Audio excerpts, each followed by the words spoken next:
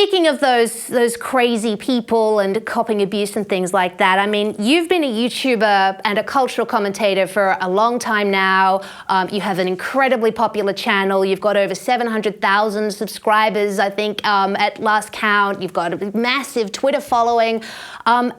But a few years ago, you made a very, very widely viewed video back in 2020 about why you left the insane progressive left, you know, because as you're a true liberal, as you've said in the past, you always identified with the left, not with conservatives. I'd just like to take a little bit of a look at that video now, just for the viewers to have a quick squiz. I'm not one of them. Hi.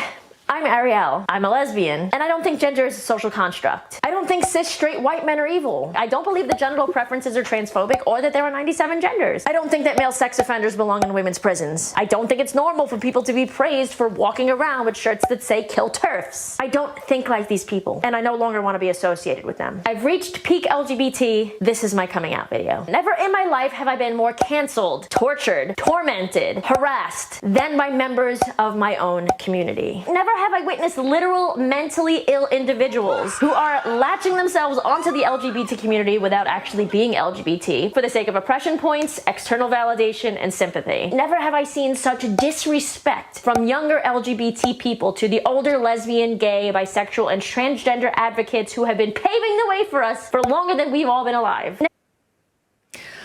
I mean, wow, that was the most incredibly courageous video to make. I can't even imagine the backlash you got. And the thing is, you're not the only person who's felt the need to just totally disassociate themselves from the left in the last few years. I mean, I think the walk away movement, for instance, that was started by Brandon Stracker against the Democratic Party is just one example.